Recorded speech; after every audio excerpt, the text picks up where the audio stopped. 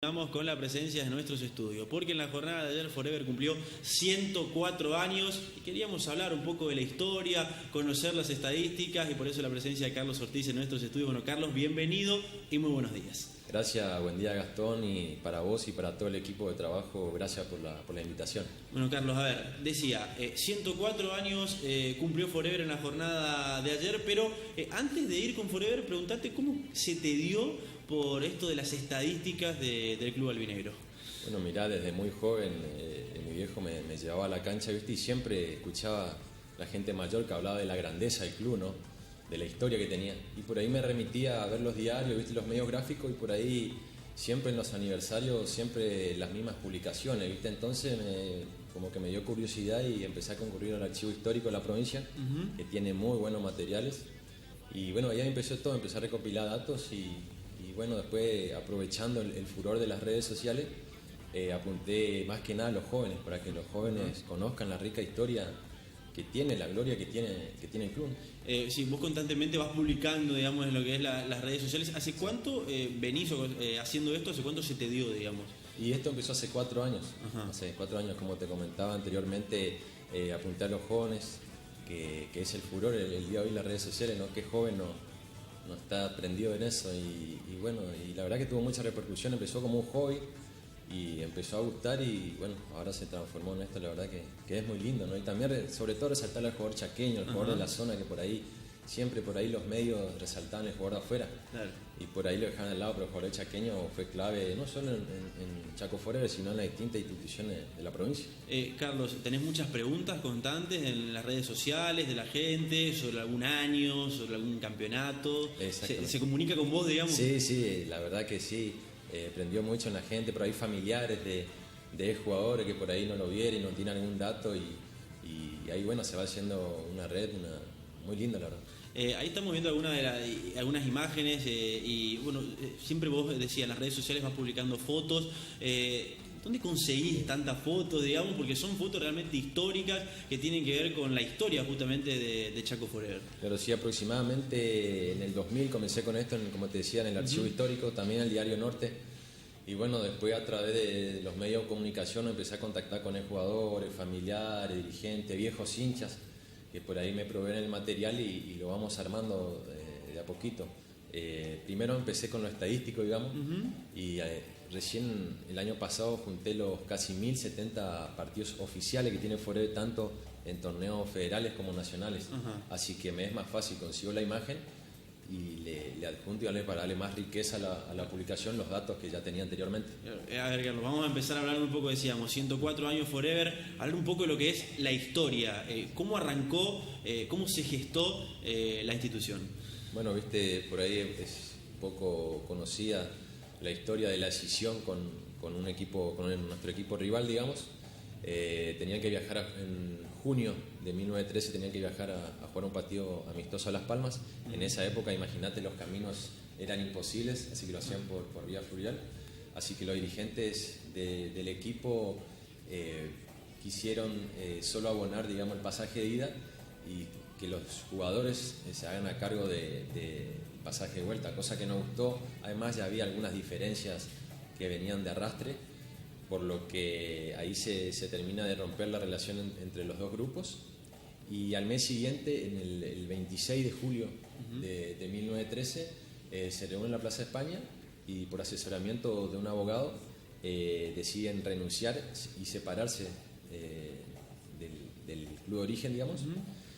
Y al día siguiente se juntan en Plaza 25 de Mayo, este grupo de visionarios, digamos, y de ahí parten a Willy Santa Fe, en la casa de uno de los integrantes del grupo, y de ahí parten ya en horas del 27, digamos, madrugada del 27, parten a la calle Salta, al 39, la casa de Humberto Brignole, donde ahí nace oficialmente, a través de un acta, el club.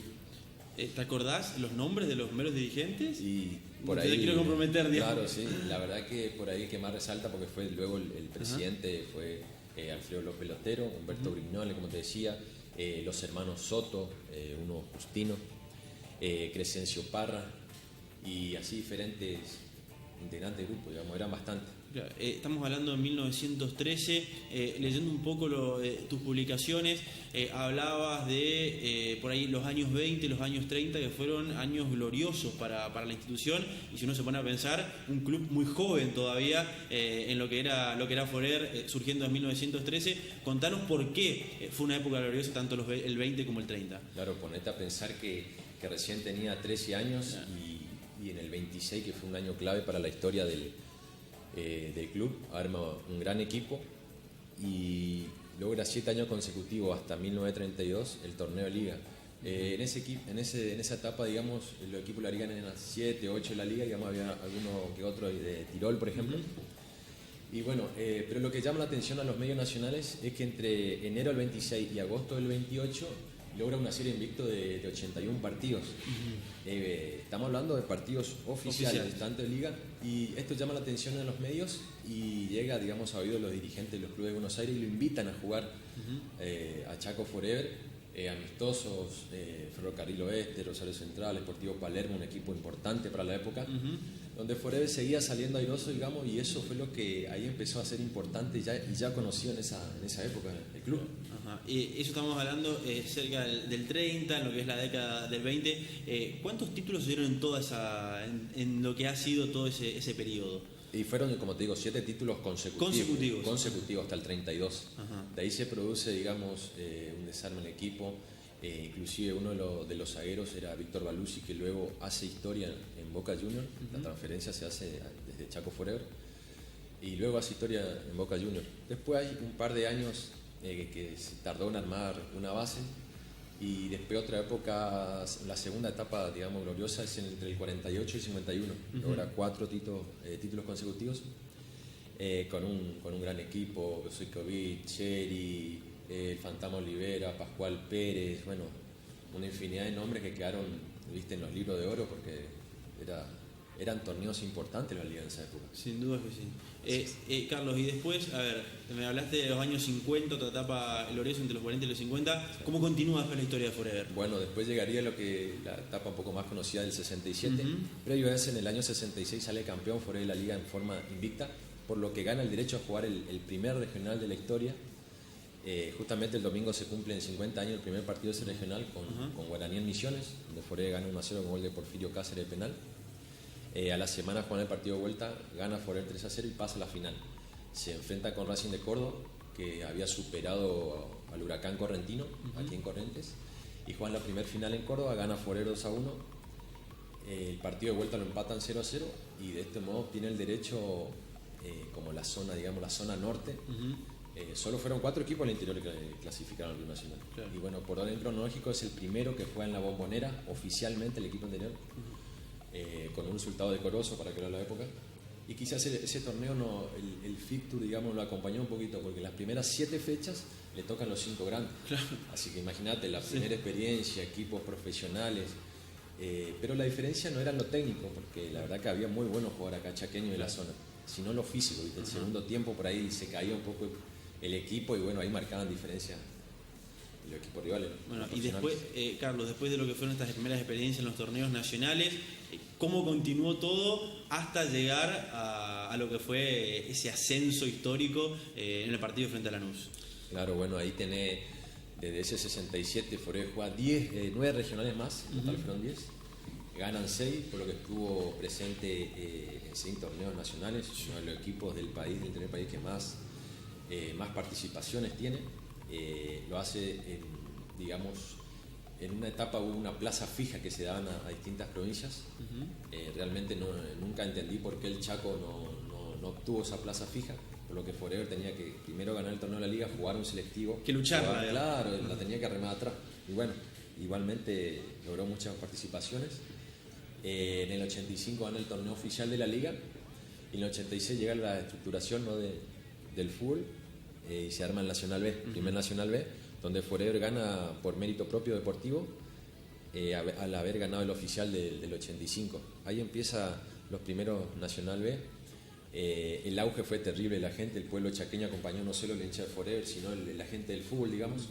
Las primeras 4 fechas locales logra Forever la mayor recaudación de la divisional, inclusive superando a partidos de primera división. Así que imagínate lo que era cancha llena. ¿En qué partido fue ese? Son las primeras 4 fechas. Las primeras 4 fechas. Con Deportivo Mandillú, Gimnasia Lima de Jujuy, Central Córdoba, Santiago del Estero y Belgrano de Córdoba. Bueno, se hace un proceso largo. El año siguiente pierde la final con San Martín y Tucumán, donde Forever tuvo que jugar 48 partidos para llegar a la final, mientras que los tucumanos jugaron 21, la mitad. Una diferencia, si bien San Martín ganó bien derecho propio a las finales, pero creo que realmente eso incidió. Un equipo que llegó cansado, más sumado a las lesiones, y bueno, llega el 89, donde por ahí quiero resaltar que si bien siempre nos acordamos de los Di Marco, de los Esperandío, que fueron importantísimos, Nuremberg, que fueron el equipo, creo que la conjunción perfecta se dio con la gente, los jugadores chaqueños, ¿viste? Mauricio Esquivel, Celso Freire, Cravero, La Coca Benítez, Pepo Fernández, que apareció en un momento importantísimo. Y bueno, llega el anhelado ascenso, ¿no? Inolvidable, el 27 de mayo del 89. Inmediatamente, al ganar el torneo, juega la liguilla pre-Libertadores. Y le toca justamente Boca Juniors. Otra vez arrancar con Boca. Claro, ya un poco más relajado, ¿viste? Fue más, digamos, como el broche de oro, ¿no? Y pierde, digamos, decorosamente, y le toca jugar con River, o sea que fue todo una fiesta total. Ese mes fue realmente increíble, ¿no? Para la historia del club.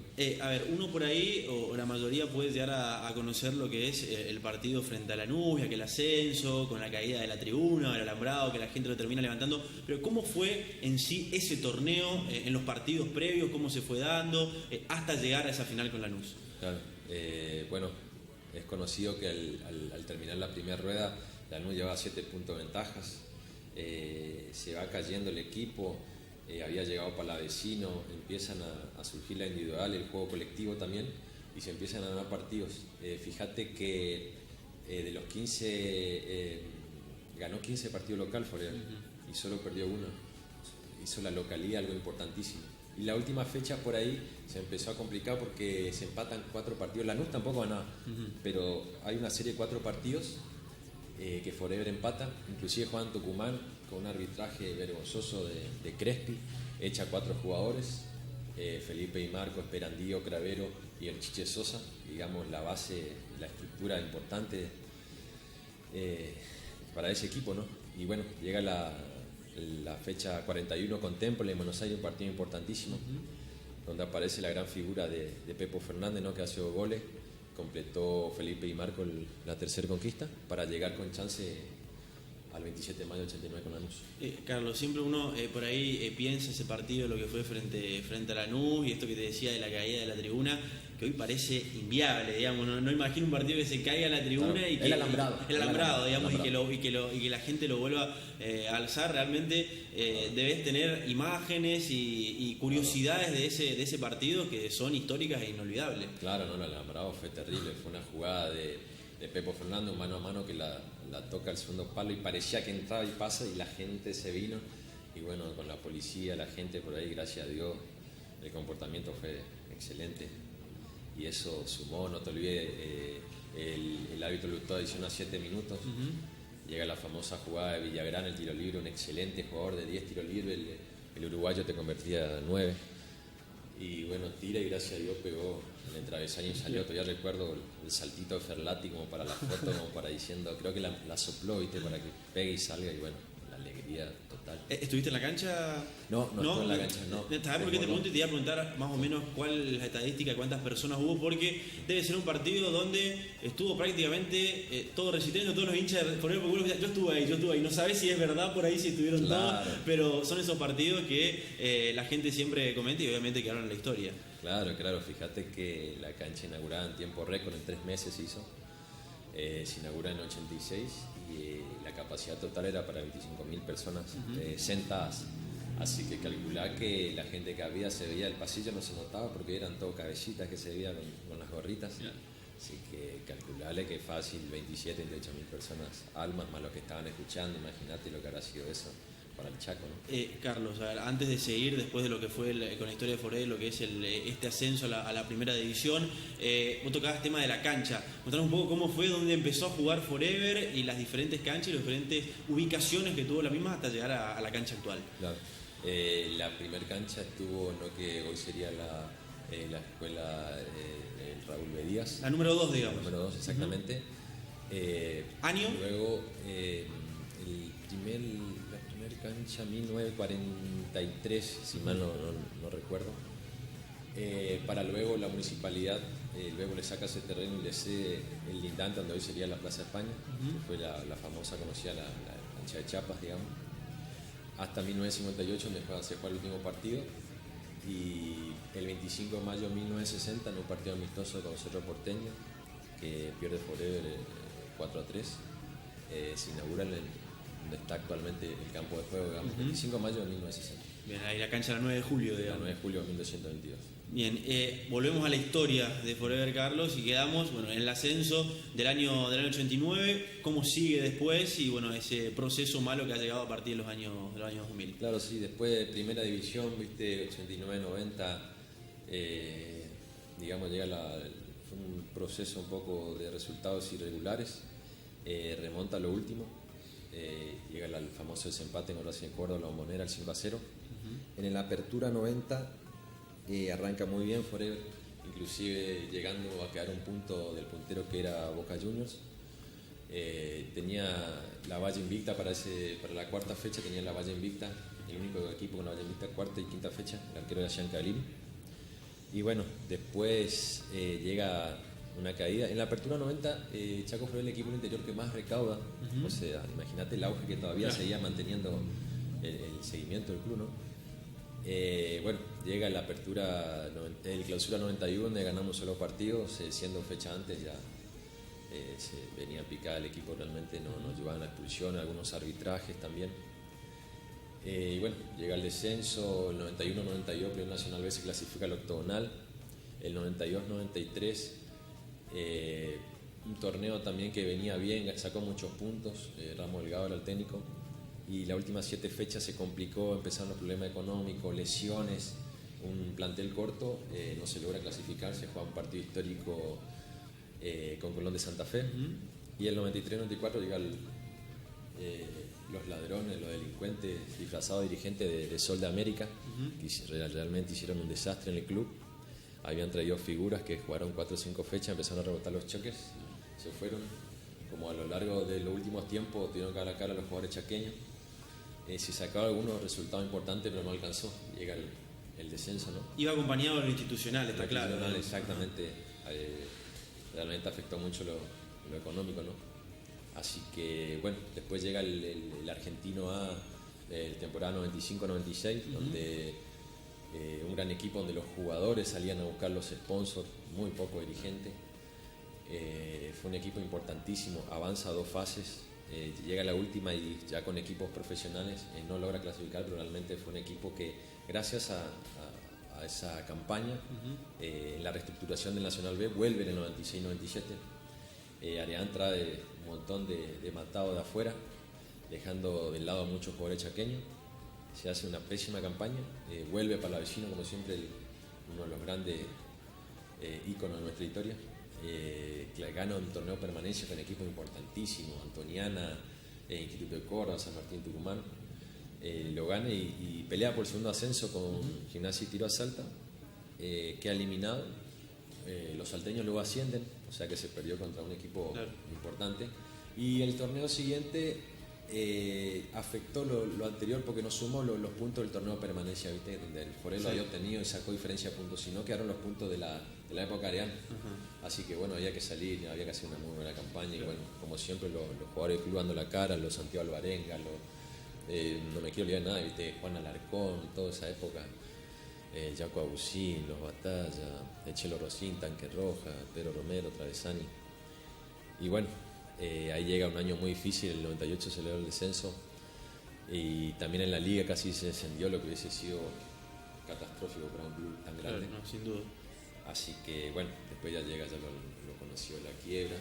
Y después en el 2000 llega el renacimiento, le digo yo, del club en lo deportivo con un equipo de la inferior del club, los Santiago Ojeda, Jaco Abusín, Diego Domínguez, Carel, Martín Cabral, Alier Medina, Juan Girón, Marcelo Romero, me quiero olvidar uno, pero para mí son próceres porque realmente ganaron 11 títulos en 4 años, lo que fomentó a la gente, los pocos dirigentes que había en esa época y a los hinchas a levantar un poco, viste, la que veníamos de varias cachetadas una tras otra. Claro. Así que La verdad que fueron... Y ahí fue la levantada hasta hoy, digamos, claro, que está en un ordenamiento institucional importante, y el ascenso que vino muy bien, sin duda, del año 2013. Digamos. Claro, sin olvidar, viste, inolvidable febrero del 2011, donde por la asamblea el club volvió a ser los socios. Claro.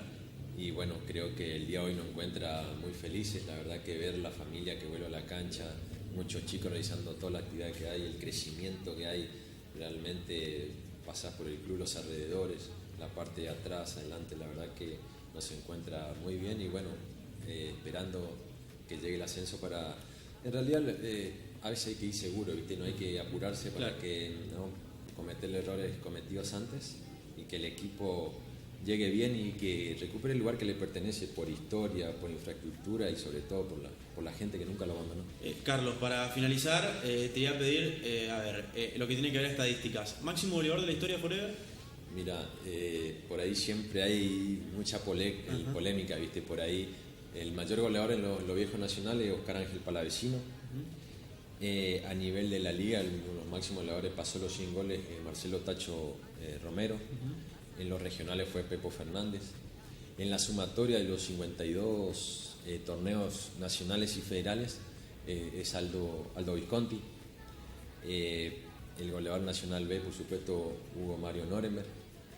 Y siempre hay, viste, ese tema con los números. Por ahí, viste, por supuesto, en importancia un gol de Nuremberg son como 10, digamos, de otro que jugó otro torneo. Sin duda. Pero desde los números son gente que hizo historia y aportó mucho para el club. ¿Títulos oficiales de Forever?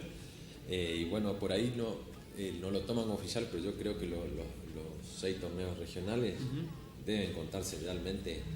Había que hacer una realización porque eran torneos que te dan clasificación, eran partidos oficiales. Bueno, el Nacional B, lo que decía vos, lo del 2013, ¿viste? Los torneos locales que eran muy importantes. Cada torneo que llegó Federal Nacional lo hizo por mérito propio.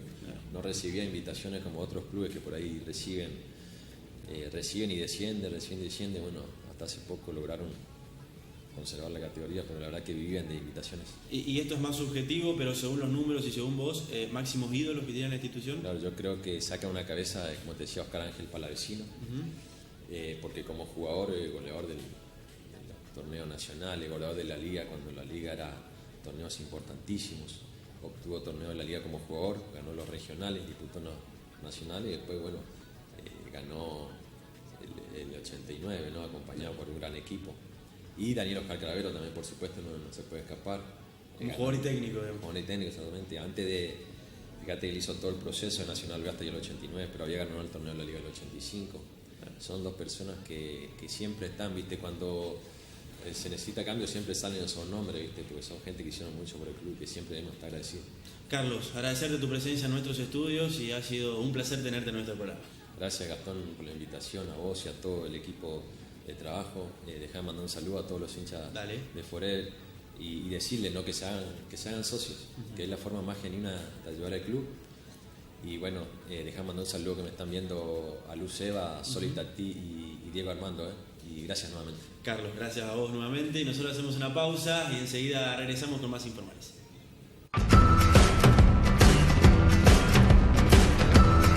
Un equipo que fue puntero del campeonato de punta a punta. Le faltó la última punta. Porque allí los chaqueños lograron imponerse. Porque ese gol fue en definitiva el que les dio el éxito que les va a permitir enfrentarse en la liguilla frente a Boca Juniors. Y porque en un momento pudo cambiar la historia. Villagrán y el travesaño. Era el último minuto del partido. Si llegaba a la igualdad era para Lanús, pero...